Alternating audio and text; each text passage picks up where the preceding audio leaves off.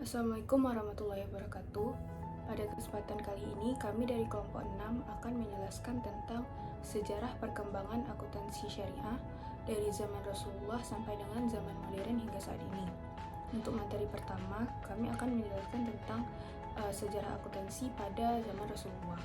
Yang pertama, pada zaman Rasulullah SAW pada tahun 610 sampai 632 Masehi. Akuntansi syariah bermula sejak turunnya Quran Surah Al-Baqarah ayat 282 yang berisi tentang perintah untuk mencatat setiap transaksi, khususnya utang piutang. Ayat ini menjadi dasar pentingnya pencatatan agar tidak ada pihak yang dirugikan. Rasulullah SAW juga sudah menunjuk para sahabat tertentu sebagai hafazatul amwal, yang berarti pengawas harta. Mereka bertugas mencatat zakat, hutang, piutang, dan keluar masuk harta umat. Praktik ini menunjukkan bahwa akuntansi dalam Islam bukan hanya soal administrasi, tetapi juga bagian dari menjaga keadilan, amanah, dan transparansi dalam bermuamalah. Selanjutnya, akuntansi pada zaman Khulafaur Rasyidin yang diawali dari Abu Bakar As-Siddiq. Pada zaman beliau, sistem pengelolaan Baitul Mal masih sangat sederhana.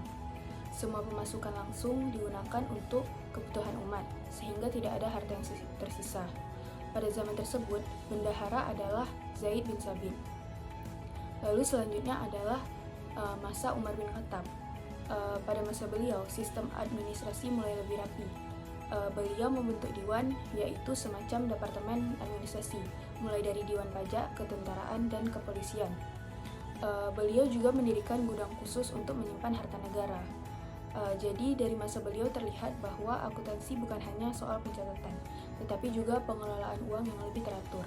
Kemudian selanjutnya yaitu masa Utsman bin Affan. Di sini akuntansi syariah mulai berkembang lagi. Beliau membuat sistem arsip yang lebih terorganisir dan membentuk lembaga hizbah. Lembaga ini bertugas untuk mengawasi pasar, menjaga kejujuran pedagang, serta menertibkan timbangan agar tidak ada kecurangan dalam jual beli. Lalu selanjutnya yang terakhir yaitu masa Ali bin Abi Thalib. Pada masa beliau, sistem Baitul Mal dijalankan dengan administrasi yang lebih tertib. Beliau sangat menekankan keadilan, memberantas korupsi, dan memastikan zakat serta pajak dijalankan sesuai aturan. Bahkan surplus harta di Baitul Mal digunakan untuk kesejahteraan rakyat. Jadi pada masa ini, pada masa Khulafaur Rasyidin, akuntansi syariah tidak hanya soal pencatatan keuangan, tetapi benar-benar menjadi alat untuk menjaga amanah, keadilan, dan kesejahteraan umat Islam. Baik, perkenalkan nama saya Tarisa Dina Nafarin. Saya akan menjelaskan sejarah akuntansi syariah di era modern. Sejarah akuntansi syariah pada era modern berkembang seiring dengan meningkatnya sistem keuangan yang sesuai prinsip syariah Islam. Awal berkembangnya pada tahun 1970-an. Kajian akuntansi syariah berkembang di perguruan tinggi seperti Universitas Al-Azhar, ditandai dengan meningkatnya riset akademik. Implikasi terhadap akuntansi karena kebutuhan pencatatan transaksi yang sesuai prinsip syariah Islam tidak sepenuhnya cocok dengan prinsip akuntansi konvensional. Pada tahun 1990-an didirikannya Accounting and Auditing Organization for Islamic Financial Institution, organisasi internasional yang menyusun standar akuntansi syariah untuk lembaga keuangan Islam global. Kini, akuntansi syariah menjadi standar penting di perbankan, asuransi, pasar modal, dan lembaga keuangan syariah di seluruh dunia. Assalamualaikum warahmatullahi wabarakatuh. Nama saya Cut Najwa Azmiati dengan NPM 240110301151. Yang ketiga ada zaman pertengahan Islam. Ketika kekuasaan Islam meluas ke Asia, Afrika, dan Eropa, akuntansi semakin penting dalam mengatur perdagangan internasional, perpajakan, dan keuangan negara. Hizbah berfungsi mengawasi pasar, menjaga moralitas bisnis, serta mencegah praktik monopoli dan penimbunan. Akuntansi pada masa ini tidak hanya soal pencatatan, tetapi juga instrumen pengendali ekonomi masyarakat. Selanjutnya, perkembangan akuntansi syariah di Indonesia. Awal perkembangan akuntansi syariah di Indonesia dimulai sejak berdirinya lembaga keuangan berbasis Islam. Pada tahun 1991, berdirilah Bank Muamalah Indonesia. Bank ini merupakan bank syariah pertama yang ada di Indonesia yang menerapkan prinsip akuntansi syariah di Indonesia. Kemudian pada tahun 2002, Ikatan Akuntansi Indonesia membentuk Komite Akuntansi Syariah atau KAS.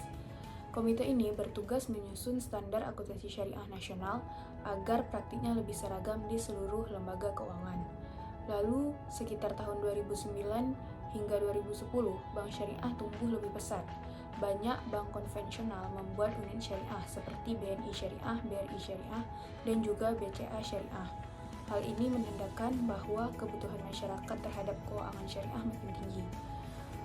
Lalu kemudian puncaknya terjadi pada saat tahun 2021, yaitu ketiga bank syariah besar yaitu BRI Syariah, BNI Syariah, dan Mandiri Syariah bergabung menjadi satu dan lahirlah Bank Syariah Indonesia atau yang sering kita sebut BSI.